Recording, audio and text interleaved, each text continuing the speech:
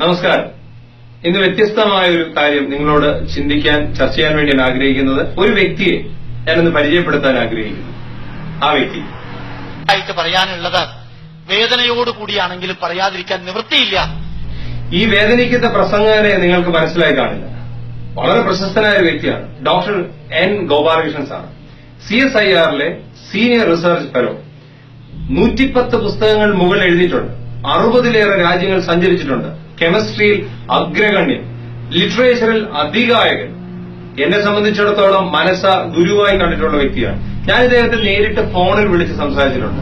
എന്റെ പ്രസംഗങ്ങളുടെ ഇടയിൽ പലയിടങ്ങളിൽ ഞാൻ ഇദ്ദേഹത്തിന്റെ പേര് പറഞ്ഞിട്ടുണ്ട്. പക്ഷെ ഒരു ദിവസം എന്റെ ഒരു സുഹൃത്തോ എന്നെ വിളിച്ചിട്ട് പറഞ്ഞു, അച്ഛാ ദയവ് ഇതിന് അദ്ദേഹത്തിന്റെ പേര് പറയരുത്, ഞാനൊരു ലിങ്ക് അച്ഛന്റെ മെയിലിൽ അയച്ചുതരാന്ന് പറഞ്ഞു. എടുത്തു നോക്കിയപ്പോഴാണ് മനസ്സിലായത്, പക്ക തീവ്രവാദം പ്രസംഗിക്കുന്ന ഒരു വ്യക്തി.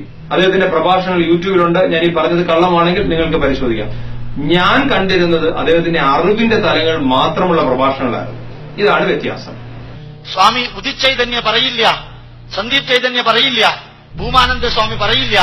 ഗോപാലകൃഷ്ണന് ജന്മം നൽകിയിരിക്കുന്നത് ഇത് പറയാൻ വേണ്ടി കൂടിയാണ്. അതുകൊണ്ട് അത് പറയാൻ ഞാൻ ആഗ്രഹിക്കാം. അതെന്താ സാറേ അവർ പറയാത്തതെന്ന് സാറിന് അറിയാമോ? അവർക്ക് അറിവില്ലാഞ്ഞിട്ടല്ല. അവർ ഭഗവത്ഗീത പഠിച്ചത് പഠിക്കാനായിരുന്നില്ല, ജീവിതത്തിൽ പകർത്താനായിരുന്നു. അതിൽ പറഞ്ഞിട്ടുണ്ട്, ലോക സമസ്ത സുഖിനോ ഭവന്തു. അത് ലോകർക്ക് സമാധാനമുണ്ടാകട്ടെ, നന്മയായിരിക്കട്ടെ എന്നാ. ഉപനിഷത്ത് ശാന്തിമന്ത്രമായി പറയുന്ന സഹനാവതു സഹനോ ഭുനക്തുവിൽ പറയുന്നുണ്ട്, നമ്മൾ ഒരിക്കലും പിണങ്ങാതിരിക്കട്ടെ, നമ്മൾ ഒരിക്കലും പിരിയാതിരിക്കട്ടെ. അത് അവർക്കറിയാവുന്നതുകൊണ്ടായിരുന്നു അവര് ഒന്നും പറയാതെ. സാറ് പറയണമെന്ന് ആഗ്രഹിക്കുന്ന ഒരു കാര്യമുണ്ടല്ലോ, എന്തോ ഒരു കാര്യം സാറിന് പറയണം എന്നൊരു ആഗ്രഹമുള്ളത്, അല്ലെങ്കിൽ ജനത്തെ കൊണ്ട് പറയിക്കണമെന്ന് ആഗ്രഹമുള്ളത്, അതെന്തോ സാറ് പറയുന്നുണ്ടല്ലോ. നുണ പറയാത്തവൻ പതുക്കെ നുണ പറയുക. സാറേ, മഹാത്മാഗാന്ധി ജീവനോടുണ്ടായിരുന്നെങ്കിൽ അങ്ങ് എങ്ങനെ ശിക്ഷിക്കുമെന്ന് എനിക്കറിയത്തില്ല. കാരണം അങ്ങ് പറയുകയാണ്, അങ്ങേപോലൊരു മഹാൻ പണ്ഡിതനായ ഒരാൾ പറയുകയാണ് കള്ളം പറയണമെന്ന്. മഹാത്മാഗാന്ധി പറഞ്ഞ സത്യമേ പറയാവൂ, സത്യമേ വിജയിക്കൂ, സത്യമേവ ജയതേ. യാതൊരു സംശയമില്ലാത്ത കാര്യമാണ്. അവിടെ കള്ളം പറയാൻ പഠിപ്പിക്കരുത് സാറേ. വേദപുസ്തകം പഠിപ്പിക്കുന്നില്ല കള്ളം പറയാൻ. സാറ് പറഞ്ഞ് പഠിപ്പിക്കാൻ ശ്രമിക്കുന്ന കള്ളങ്ങളിൽ കൂടി നമുക്കൊന്ന് യാത്ര ചെയ്യാം. ഒന്നാമത്തെ കള്ളം.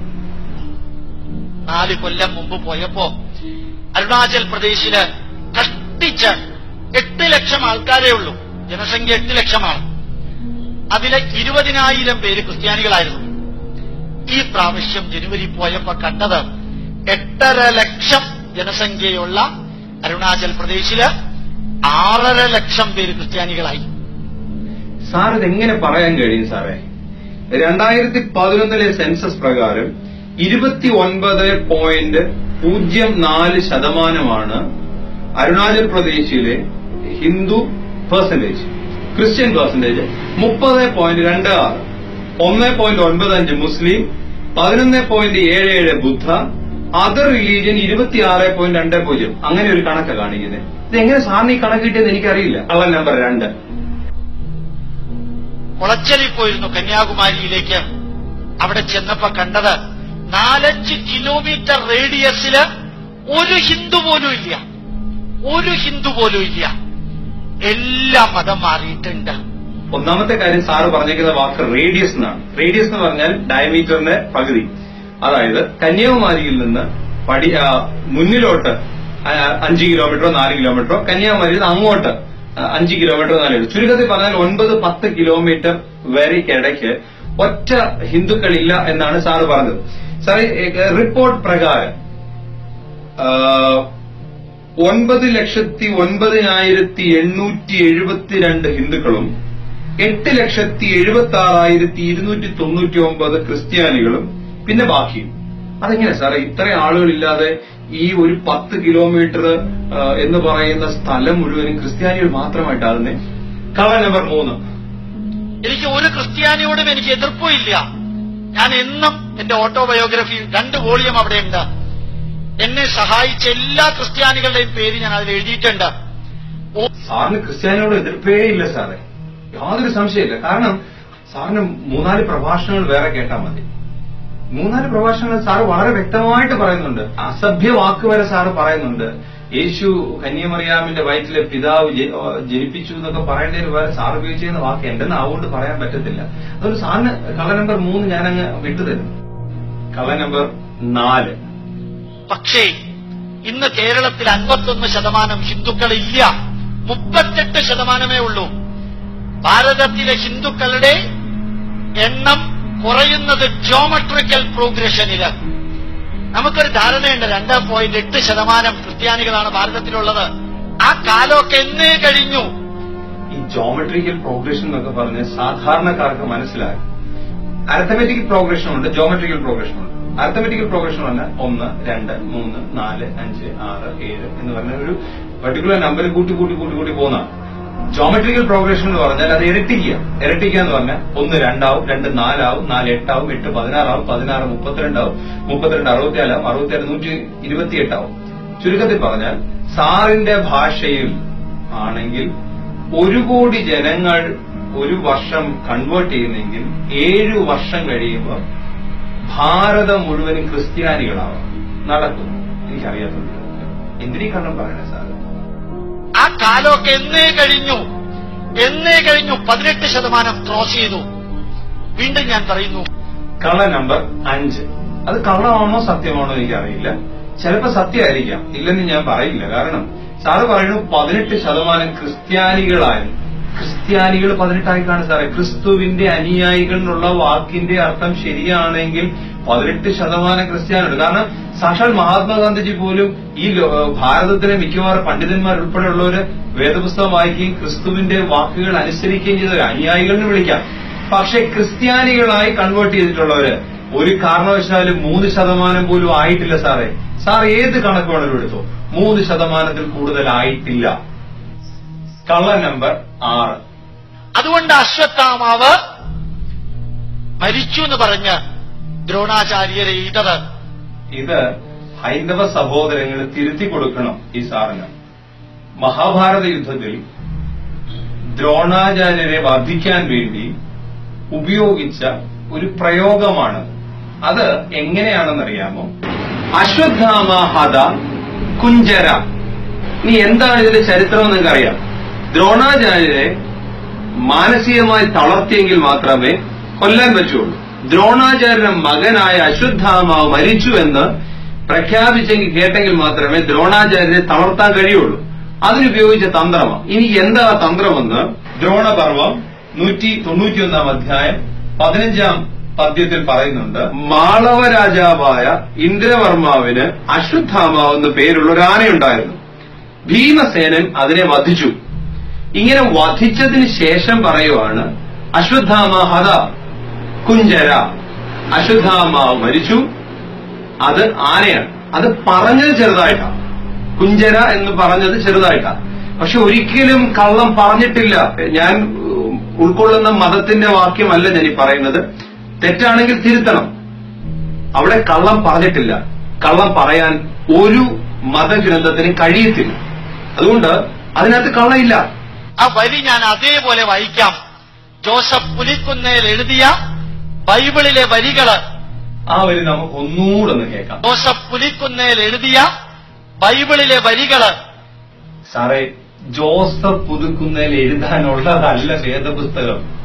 വേദപുസ്തകം വിശുദ്ധ പിതാക്കന്മാരാൽ എഴുതപ്പെട്ട സാറേ, അതിന് വലിയ അർത്ഥമുണ്ട്. ക്രിസ്ത്യാനികളുടെ ഇടയിലെ തിന്മകളെ കുറിച്ച് പണ്ട് പൗലോസ് അപ്പോസ്തലൻ ലേഖനത്തിൽ എഴുതിയിട്ടുണ്ട്. അതേപോലെ തന്നെ ഇന്നും ഞങ്ങളുടെ മാഗസിനിൽ വായിച്ചു നോക്കിയാൽ ക്രിസ്ത്യാനികളുടെ ഇടയിൽ നടക്കുന്ന തിന്മകളെ കുറിച്ച് ഞങ്ങൾ പറയാറുണ്ട്. അച്ഛന്മാര് പറയാറുണ്ട്, സാധാരണ വിശ്വാസികൾ. അതുപോലെ ജോസഫ് സാർ പറഞ്ഞു എന്നുള്ളതേ ഉള്ളൂ. അതിന് വേറെ ഇങ്ങനെയൊന്നും വ്യാഖ്യാനിക്കേണ്ട അർത്ഥങ്ങളൊന്നുമില്ല. ശരി, എന്തായാലും സാർ പറയുന്നതിലേക്ക് തന്നെ വരാം. എന്ന് ധരിക്കരുത്. സമാധാനമല്ല, വാളാണ് ഞാൻ കൊണ്ടുവന്നിരിക്കുന്നത്. ഞാൻ വന്നിരിക്കുന്നത് മകനെ അപ്പനെതിരെയും മകളെ അമ്മയ്ക്കെതിരെയും മരുമകളെ അമ്മായി അമ്മയ്ക്കെതിരായും ഭിന്നിപ്പിക്കാനാണ്. കള്ള നമ്പർ 7. ഭിന്നിപ്പിക്കാനാണെന്ന് വേദപുസ്തകത്തിൽ എഴുതിയിട്ടേയില്ല. വേദപുസ്തകത്തിൽ എഴുതാതെ സാർ എന്തേലും വിളിച്ചു പറഞ്ഞിട്ട് പിന്നെ സാറ് നോക്കിയിട്ട് പറയുന്നത് അതെങ്ങനെ സാറ് ശരിയാവുന്നത്? വേരിയൻസ് എന്നുള്ള വാക്കാണ് ഉപയോഗിച്ചിരിക്കുന്നത്. വേരിയൻസ് എന്ന് പറഞ്ഞു കഴിഞ്ഞാല് അഭിപ്രായ വ്യത്യാസം, വ്യത്യസ്തത, യോജിപ്പില്ലായ്മ, ഷണ്ഡ എന്നൊക്കെ തന്നെ പറയാം. യാതൊരു സംശയമില്ല. അല്ല, ഭിന്നിപ്പിക്കുക എന്നുള്ളതല്ല. കാരണം 10 കൽപ്പനയിൽ ഒരു കൽപ്പനയാണ് നിന്റെ അപ്പനെ അമ്മയെ ബഹുമാനിപ്പിക്കുക. അത് പറഞ്ഞ ദൈവം തന്നെ ഒരു കാരണവശാലും ഭിന്നിപ്പിക്കത്തില്ല. പിന്നെ എന്താണ് അവിടെ പറഞ്ഞിരിക്കുന്നത്? യേശു തമ്പുരാൻ ശിഷ്യന്മാരെ അയക്കുന്നതിന് നൽകുന്ന ഉപദേശമാണ് മത്തായി സുവിശേഷം 10-ാം അധ്യായം. അതിനകത്ത് പറയുകയാണ്, നിങ്ങൾ പുതിയൊരു ഉപദേശമായിട്ട് ചെല്ലുമ്പോൾ അവിടെ എല്ലാവരും ഒരു കുടുംബത്തിൽ അക്സെപ്റ്റ് ചെയ്യില്ല.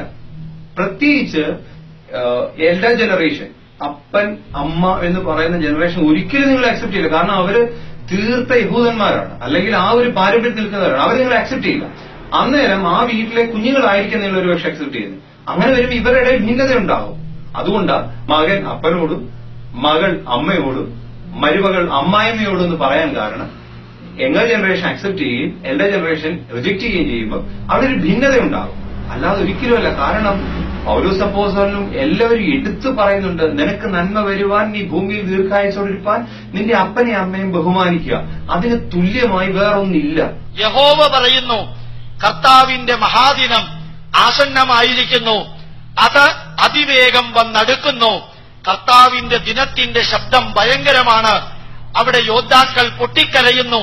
അത് ക്രോധത്തിന്റെ ദിനമാണ്, ദുരിതത്തിന്റെയും കൊടിയ വേദനയുടെയും ദിനം, നാശത്തിന്റെയും തകർച്ചയുടെയും ദിനം, ഇരുട്ടിന്റെയും മങ്ങലിന്റെയും ദിനം. പിന്നീട് സാറ് പറയുന്നതെല്ലാം ശരിയാണ്. കാരണം കർത്താവിന്റെ ക്രോധ ദിവസത്തിൽ തിന്മകൾ ചെയ്ത് ജീവിക്കുന്നവരെ, അധർമ്മം ചെയ്ത് ജീവിക്കുന്നവർക്ക് വരുത്തുവാൻ പോകുന്ന ശിക്ഷകളെ കുറിച്ച് തന്നെയാണ് പറഞ്ഞിരിക്കുന്നത്. അതുകൊണ്ട് അവരെ നശിപ്പിച്ചില്ലായ്മയാക്കുമെന്നല്ല പുതിയ നിയമത്തിൽ പറഞ്ഞേക്കുന്നത്. അവർക്ക് വേണ്ടിയാണ് കർത്താവ് കാൽവറിയിൽ യാഗമായി തീർന്നത്.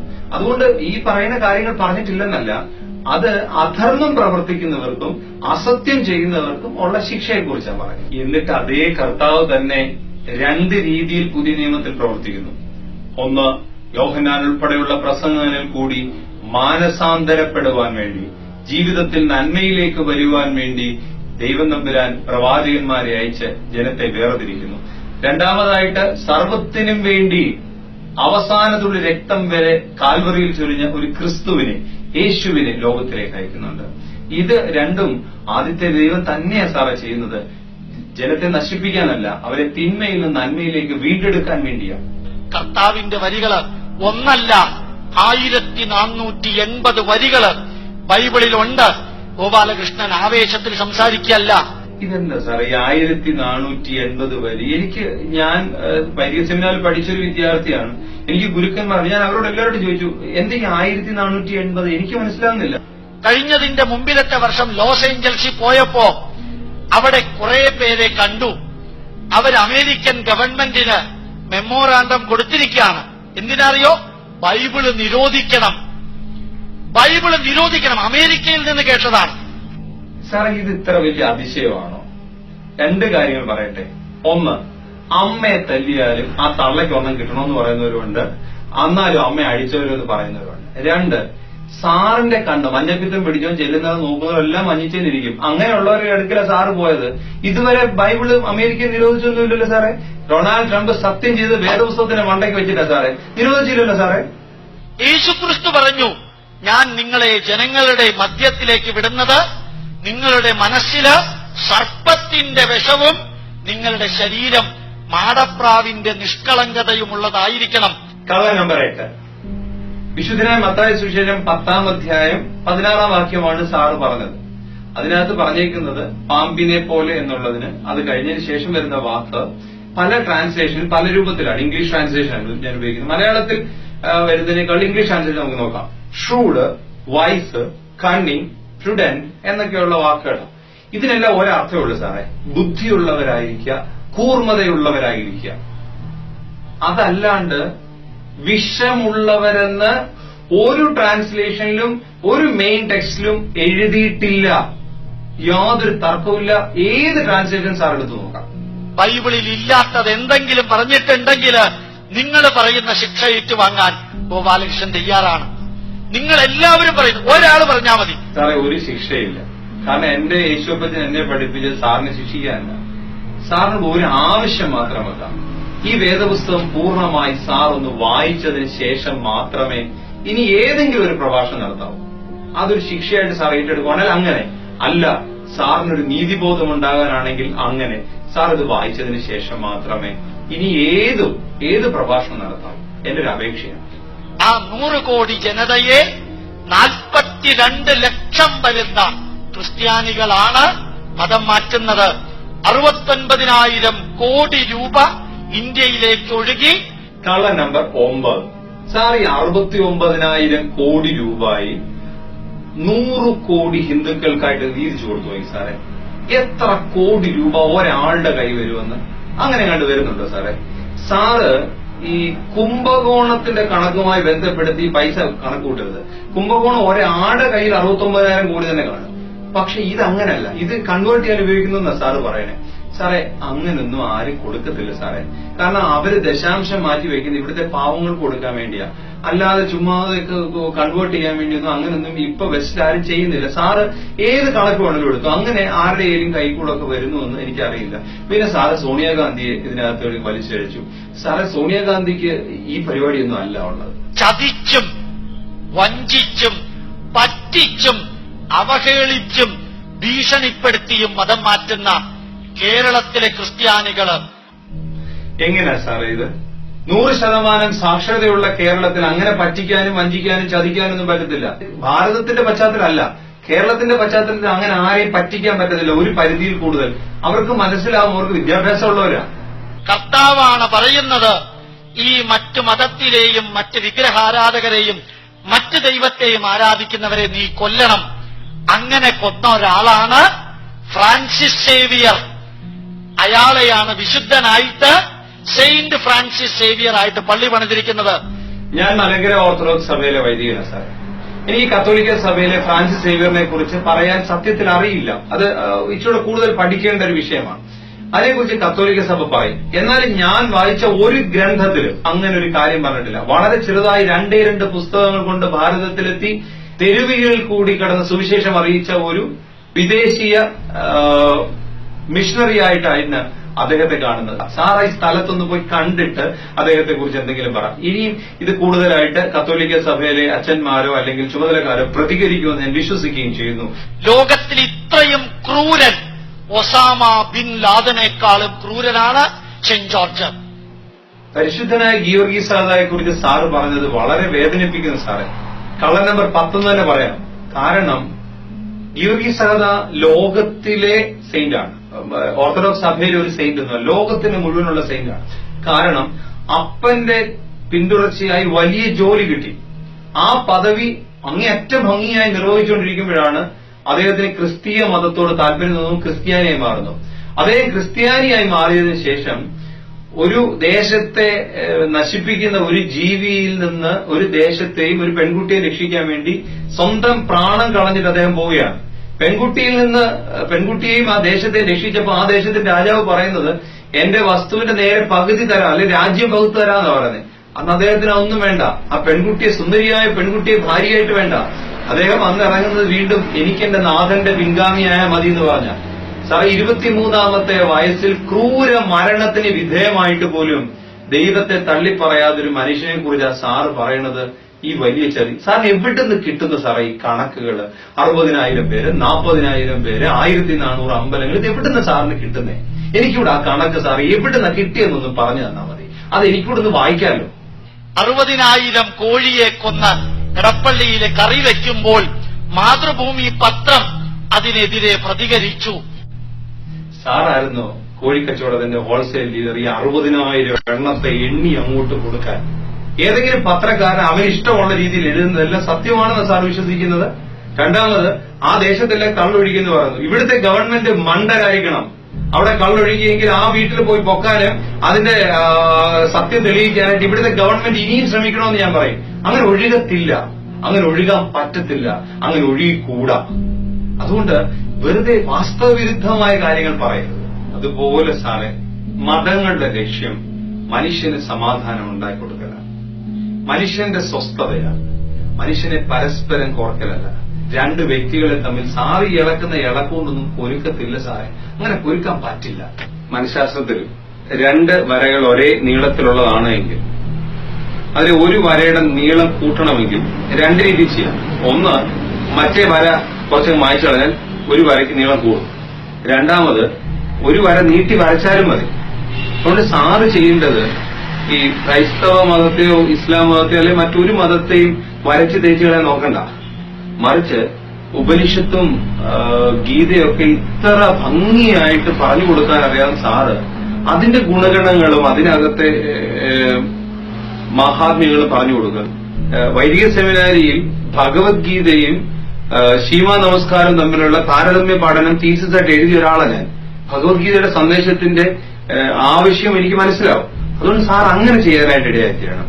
അതിനോടൊപ്പം തന്നെ സാറേ, ഞാൻ ഈ ഭാരതത്തിൽ ജനിച്ചു വളർന്ന ഒരാളാണ്. എനിക്ക് ഒരു വിദേശത്തും പോകണ്ട, എനിക്കൊരു വിദേശത്തും ജീവിക്കണ്ട.